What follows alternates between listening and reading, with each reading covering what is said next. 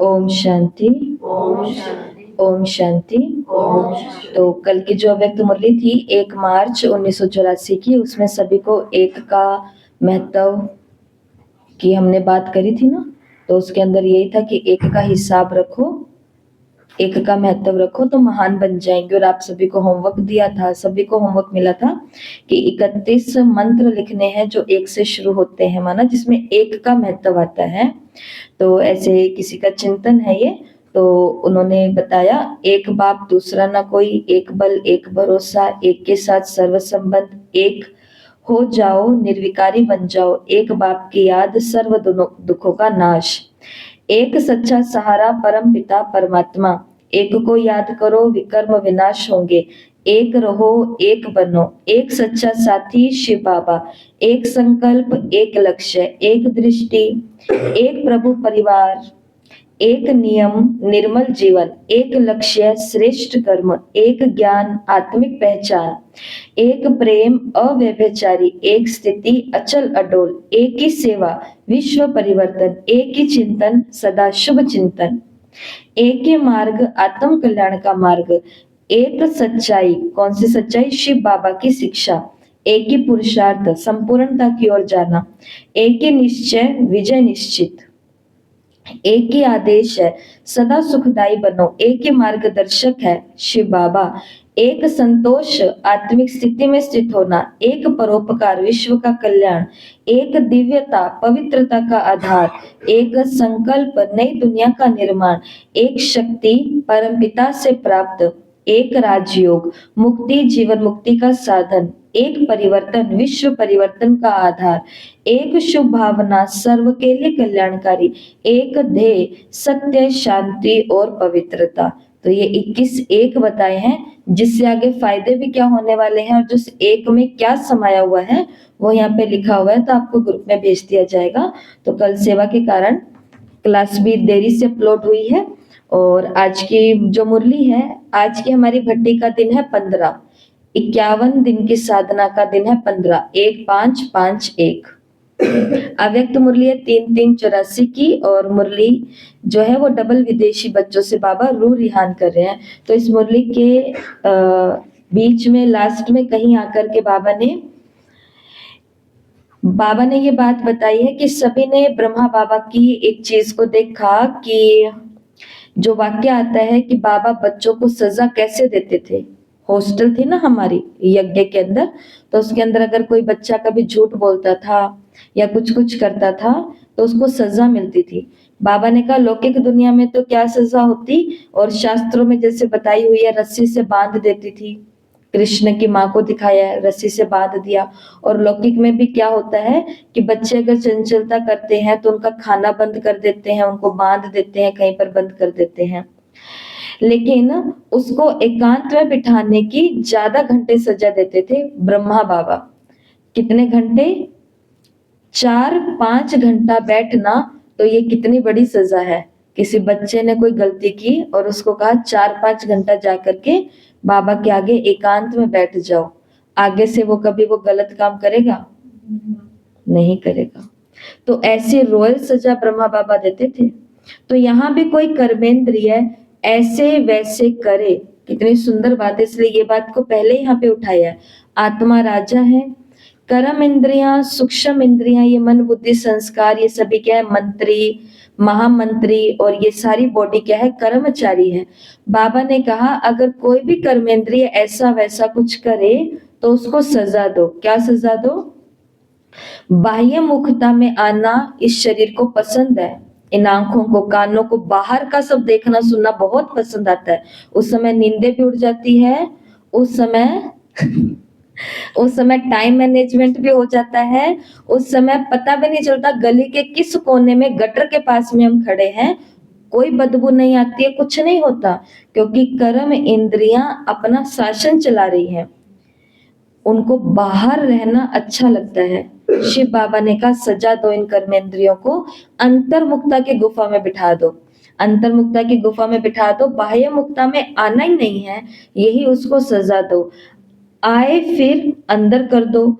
बच्चे भी ऐसा ही करते हैं ना, बच्चों को बिठाओ फिर कभी ऐसे करते हैं, कभी टांग हिलाते हैं तो उनको कहेंगे ना कि नहीं, अच्छे से बैठो। ऐसे ही अंतर्मुखता के अभ्यास की भट्टी में अच्छी तरह से दृढ़ संकल्प से बांध करके खुद को बिठा दो। रस्सी नहीं बांधनी है, लेकिन दृढ़ संकल्प की रस्सी अंतर्मुखता के अभ्यास की भट्टी में बिठा दो। मुरली के अंदर बाबा ने कहा, खुद को क्या दो? सजा दो। अपने आप को ही सजा दो। दूसरा देगा तो फिर क्या होगा?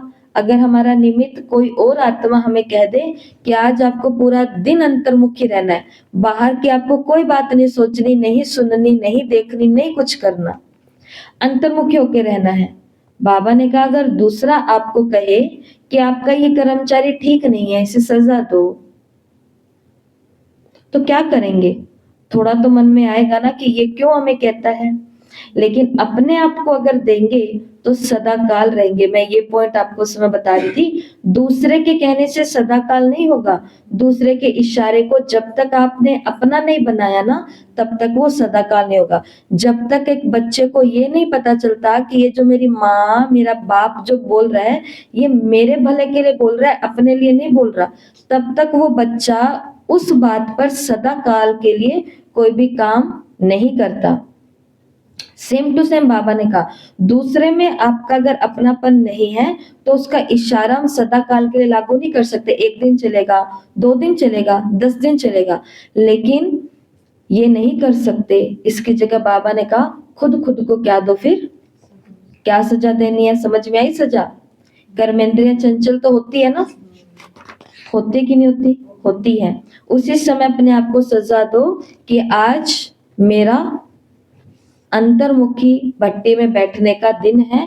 आज फोन ऑफ है, आज बाहर किसी से कोई बात नहीं करनी है, आज मुंह भी मौन है, आज मन भी मौन है। M, मन का मौन, मुख का मौन और दुनिया का, ये मोबाइल का मौन, और अंतर्मुखी स्थिति में बैठ जाओ। फिर सारे पूछेंगे आज आपको हो क्या गया, हो क्या गया?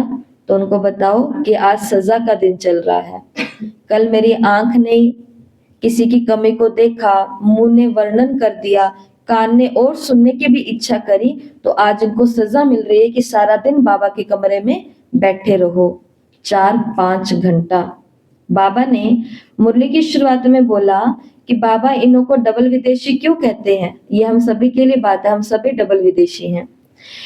एक है आत्मा का स्वदेश, परम धाम, निराकारी दुनिया। दूसरा है ये प्रकृति का देश। आत्मा इस साकार देह में आई हुई है, तो एक ये हमारा देश है और एक वो है। मुरली के अंदर बाबा कहते हैं ये प्रकृति का देश है, स्वदेश आत्मा का देश है। अभी प्रकृति भी माया के वश है, माया का राज्य है, इसलिए परदेश हो गया है। ये प्रकृति आपके मायाजीत होने से आपके सुखमय सेवाधारी बन जाएंगी। मायाजीत प्रकृति जीत होने से अपना सुख का राज्य है, सतो प्रधान राज्य है, सुनहरी दुनिया बन जाएगी। फिर मुरली के अंदर बाबा ने वही बात कही जो आज की अव्यक्त मुरली की है, संडे की।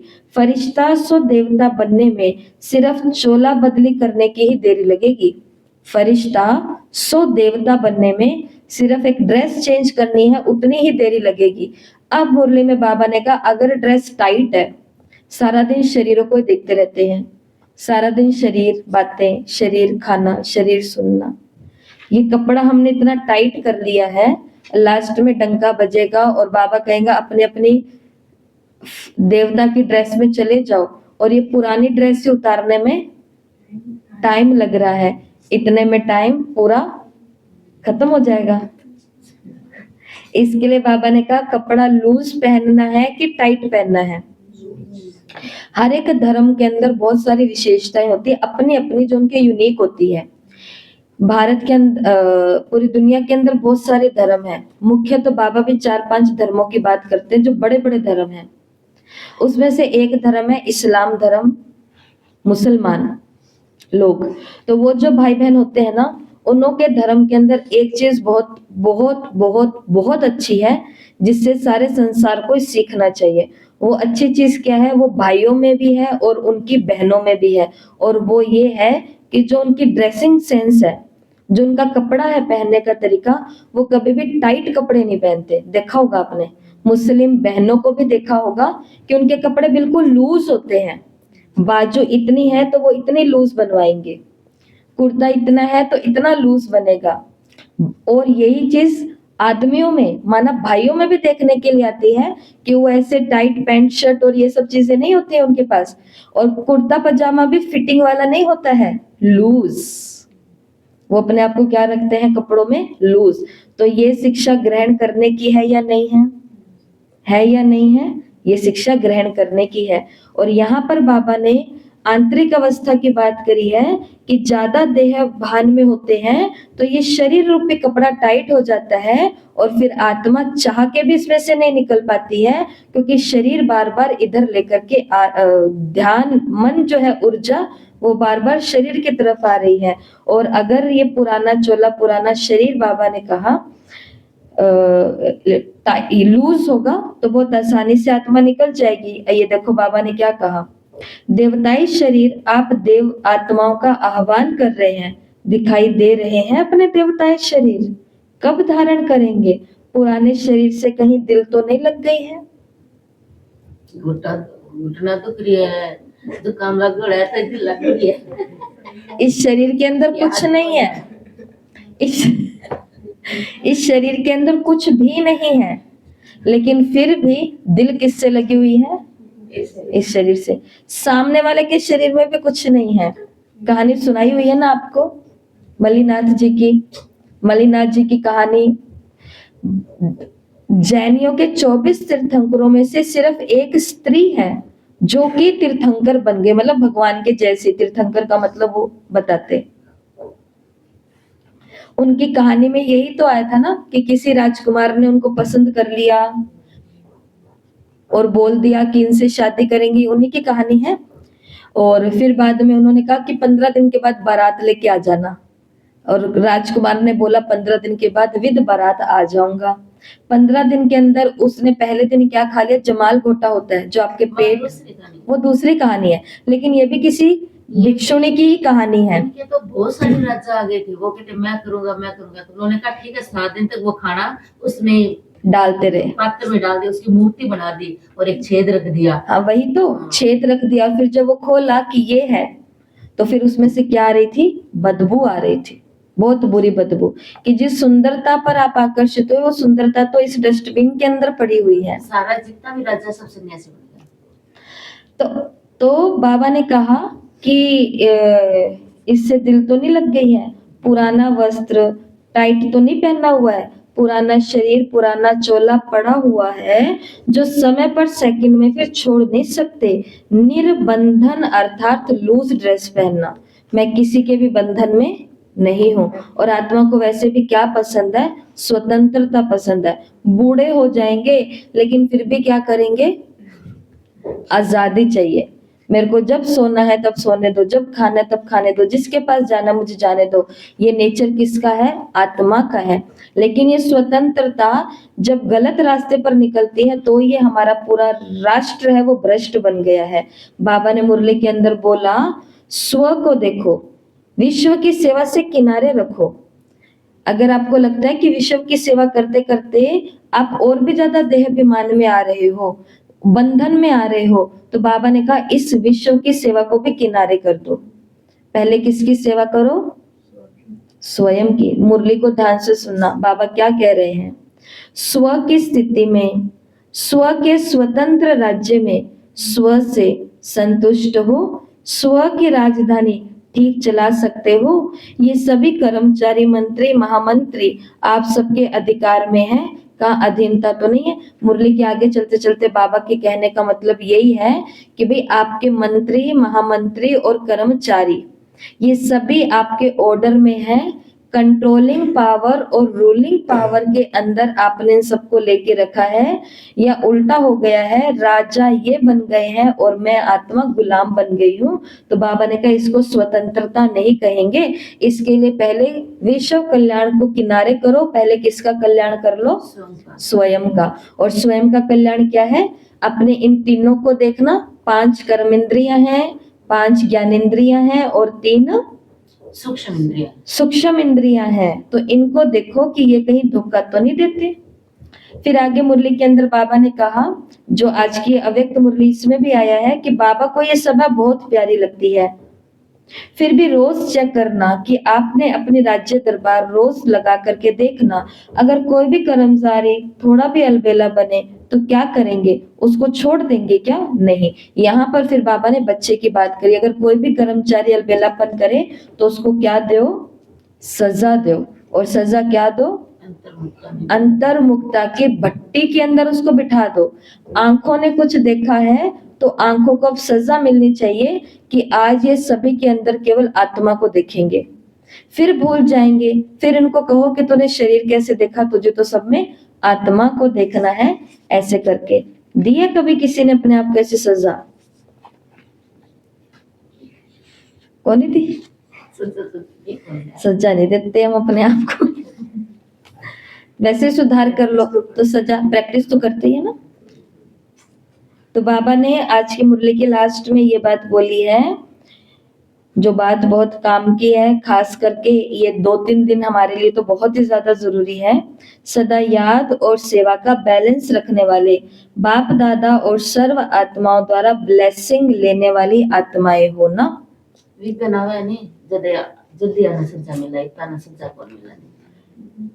ये खुद से नहीं देते,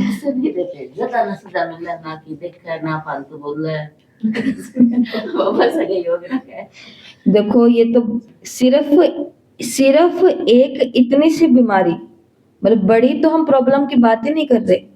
कल मैं क्लास सुन रही थी, कल नहीं परसों एक क्लास सुन रही थी, तो उसके अंदर ये दीदी बोल रहे थे कि भाई ज्यादा तो कुछ है ही नहीं, सिर्फ एक शरीर हमें लेकर के बैठेगा। जब शरीर उस इंसान का रुक जाता है, उस समय उसको कहो कि जाओ जाकर के व्यर्थ बातें करो, उसका मन करेगा? उसका कोई भी विकार का मन करेगा? लालच करने का मन करेगा कि मोह का मन करेगा? कोई उस समय उसको होगा कि हे प्रभु बस मेरे को ठीक कर दो।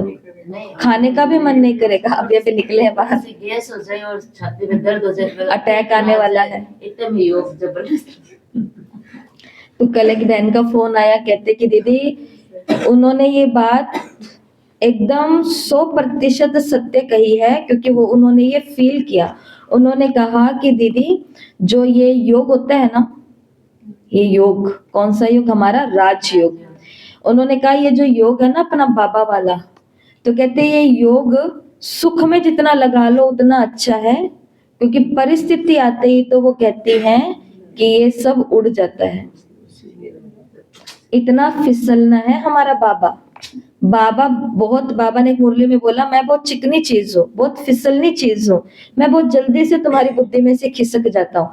इतनी सी प्रॉब्लम आई और बाबा इसके लिए जो सुख के दिन है, जैसे आज हमारा सुख का दिन है, आज हमारा शांति का दिन है, आज हमारा सबके साथ हंसी दिल खुश रहने का दिन है, घर में भी सब चीजें अच्छी चल रही है, हम भी ठीक ठाक चल रहे हैं।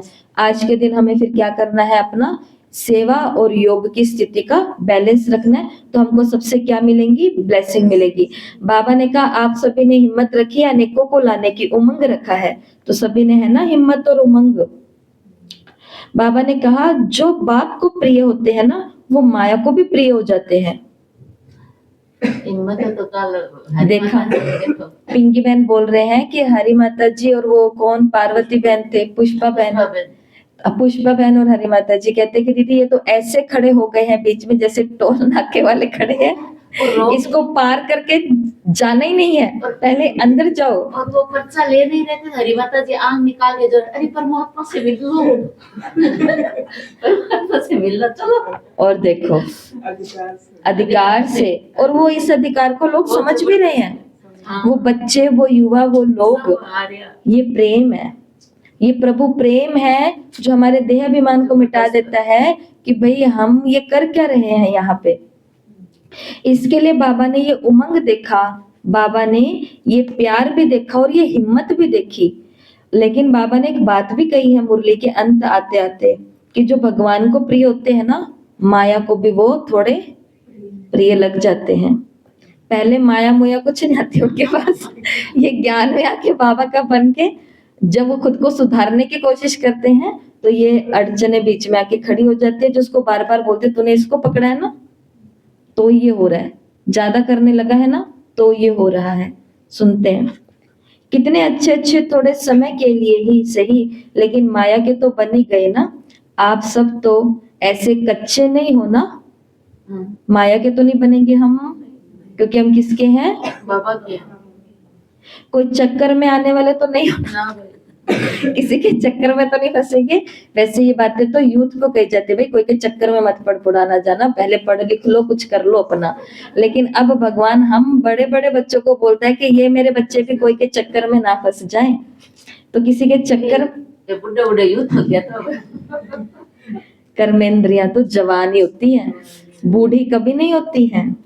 बाप दादा को अभी भी वो बच्चे याद हैं, देखो जो भगवान को छोड़ के चले जाते हैं ना, और चक्रों में लोग कहते हैं बिट्टी को बिंदी लगा दो बहन जी, बिट्टी बातों को मत याद करो। भगवान ही बिंदी नहीं लगा रहा तो हम कहां से बिंदी लगाएंगे। लेकिन बिंदी खुद को परेशान करते हैं ना, उस समय बिंदी लगानी होती है। दूसरे को परेशान करते हैं तो बिंदी लगा दो। लेकिन जहां पर हम एक दूसरे से कुछ सीख करके तीसरे किसी को सिखाना है, तो वहां पर गड़े हुए मुर्दे को बाहर निकालना पड़ेगा कि देखो उन्होंने ऐसा किया तो उसका अंजाम ये हुआ, आप ऐसा ना करना। डेमो देना पड़ता है। लेकिन हाँ, इस बात का भी ध्यान रखना है, जहाँ पे मैं खुद को परेशान करने लग जाती हूँ, पुरानी बातों को सोच के मेरे साथ ये हुआ ये हुआ ये हुआ, वहां पे बिंदियां लगानी ही पड़ेगी, वहां बिंदी लगानी पड़ेगी। और बाबा ने कहा ये जो माया के आने का दरवाजा है ना, फिर वो खुल जाता है, क्या क्यों के कारण। इसके लिए दरवाजे को क्या करके रखो? बंद, लॉक लगा के रखो। और कौन सा लॉक? डबल लॉक, याद और सेवा का। ये कल सबने अनुभव किया, बहुत दिनों बाद आप सबने अनुभव किया। हम तो करते हैं हर दिन। अब आपको पता चला कि क्यों हम इतने उमंग उत्साह में आकर के हर बात बोलते हैं, क्योंकि हर दिन जो व्यर्थ से मुक्त रहेगा वो दूसरे को कहेगा चलो ना, करो ना, आगे बढ़ो ना, मत ऐसे सुस्त बन करके बैठो। क्योंकि ये सेवा जो है ना, ये हमें व्यर्थ के लिए टाइम लेने नहीं देती है। तो ये आज की मुरली है। तो हमारा फरिश्ता ड्रेस तैयार है, बस अपनी पुरानी ड्रेस को थोड़ा लूज करना है, स्वभाव को, और फिर उसमें एंटर होना है। हर घंटे में फरिश्ता सो देवता की आज ड्रिल करनी है। बार बार महसूस करना है कि बाबा ने मेरे लिए ये फरिश्ता ड्रेस बनाई है, लक्ष्मी या नारायण, राधा या कृष्ण, प्रिंस या प्रिंसेस। और अनुभव करना, मैं आत्मा बिंदी यहाँ से निकल करके उस देह के अंदर प्रवेश हुई, फिर वहां से यहाँ आ गई। तो लाइट का फरिश्ता देवता में जा रहा है, देवता वाली आत्मा फिर फरिश्ते में जा रही है, और मेरे साथ कंबाइंड हो रहे हैं। ठीक है, ओम शांति।